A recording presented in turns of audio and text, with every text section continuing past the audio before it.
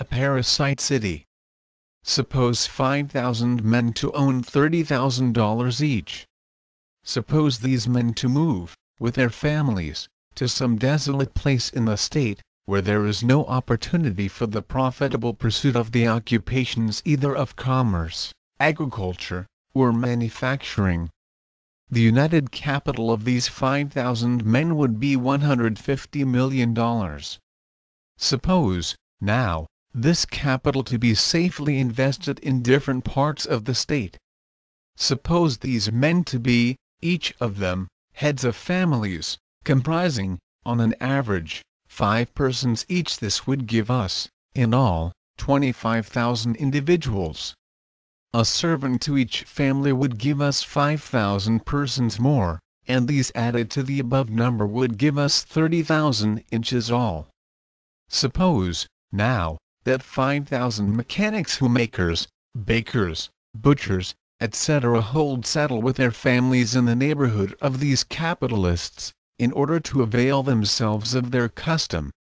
Allowing 5 to a family, as before, we have 25,000 to add to the above number. We have, therefore, in all, a city of 55,000 individuals, established in the most desolate part of the state.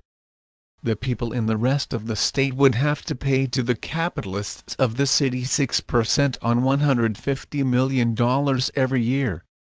For these capitalists have, by the supposition, this amount out at interest on bond and mortgage, or otherwise.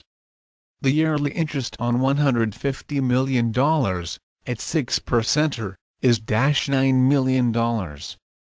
These wealthy individuals may do no useful work whatever, and, nevertheless, they levy a tax of $9 million per annum on the industry of the state. The tax would be paid in this way. Some money would be brought to the new city, and much produce. The produce would be sold for money to the capitalists, and with the money thus obtained, added to the other, the debtors would pay the interest due. The capitalists would have their choice of the best the state produces, and the mechanics of the city, who receive money from the capitalists, the next choice. Now, how would all this be looked upon by the people of the Commonwealth? There would be a general rejoicing over the excellent market for produce which had grown up in so unexpected a place, and the people would suppose the existence of this city of financial horse leeches to be one of the main pillars of the prosperity of the state. Each of these capitalists would receive yearly $1,800, the interest on $30,000, on which to live. Suppose he lives on $900, the half of his income, and lays the other half by to portion off his children as they come to marriageable age, that they may start also with $30,000 capital, even as he did. This $900 which he lays by every year would have to be invested. The men of business, the men of talent, in the state, would see it well invested for him. Some intelligent man would discover that a new railroad, canal, or other public work was needed. He would survey the ground, draw a plan of the work, and make an estimate of the expenses. Then he would go to this new city and interest the capitalists in the matter. The capitalists would furnish money, the people of the state would furnish labor. The people would dig the dirt, hew the wood, and draw the water. The intelligent man who devised the plan would receive a salary for superintending the work, the people would receive days' wages, and the capitalists would own the whole. For did they not furnish the money that paid for the construction? Taking a scientific view of the matter, we may suppose the capitalists not to work at all. For the mere fact of their controlling the money would ensure all the results.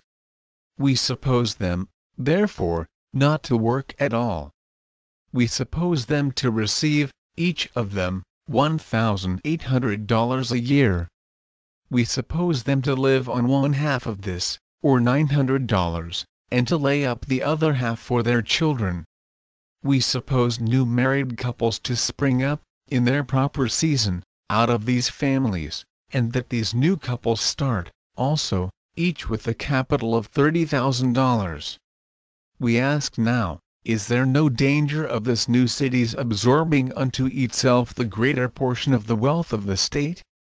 There is no city in this commonwealth that comes fully up to this ideal of a Fainantian parasite city.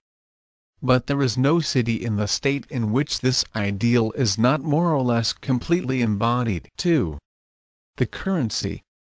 Gold and silver are peculiarly adapted to act as a circulating medium. They are, 1. Admitted by common consent to serve for that purpose. 2. They contain within themselves actual intrinsic value, equivalent to the sum for which they circulate, as security against the withdrawal of this consent, or of the public estimation. 3. They lose less by the wear and tear and by the effect of time, than almost any other commodities. And, 4. They are divisible into all and any of the fractional parts into which value may be, or necessarily is, divided. There is no occasion to notice particularly in this place the many other advantages possessed by the precious metals. But we must remember that when we exchange anything for specie we barter one commodity for another. By the adoption of a circulating medium we have facilitated barter, but we have not done away with it, we have not destroyed it. Specie is a valuable commodity and its adoption by society as a medium of exchange does not destroy its character as a purchasable and saleable article. Let Peter own a horse. Let James own a cow and a pig. Let James's cow and pig, taken together, be worth precisely as much as Peter's horse. Let Peter and James desire to make an exchange. Now, what shall prevent them from making the exchange by direct barter? Again, let Peter own the horse. Let James own the cow. And let John own the pig. Peter cannot exchange his horse for the cow, because he would lose by the transaction. Neither, and for the same reason, can he exchange it for the pig. The division of the horse would result in the destruction of its value. The hide, it is true, possesses an intrinsic value. And a dead horse makes excellent manure for a grapevine. Nevertheless, the division of the horse results in the destruction of its value as a living animal. But if Peter barters his horse with Paul for an equivalent in wheat, what shall prevent him from so dividing his wheat as to qualify himself to offer to James an equivalent for his cow and to John an equivalent for his pig? If Peter trades thus with James and John, the transaction is still barter, though the wheat serves as currency and obviates the difficulty in making change. Now, if Paul has gold and silver to dispose of instead of wheat, the gold and silver are still commodities possessing intrinsic value, and every exchange which Paul makes of these for other commodities is always a transaction in barter. There is a great deal of mystification connected with the subject of the currency. But if we remember that, when we sell anything for specie, we buy the specie, and that when we buy anything with specie, we sell the specie, our ideas will grow wonderfully clear.